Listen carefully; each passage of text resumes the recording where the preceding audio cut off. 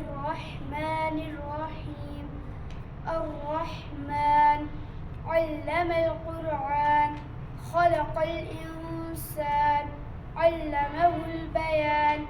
الشمس والقمر بحسبان والنجم والشجر يسجدان.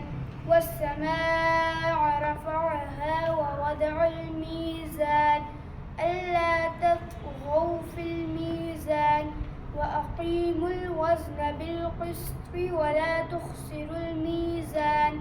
والأرض وضعها للأنام فيها فاكهة والنخل ذات الأكمام والحب ذو العصف والريحان. فبأي آلاء ربكما تكذبان. خلق الإنسان من صلصال كالفخار وخلق الجان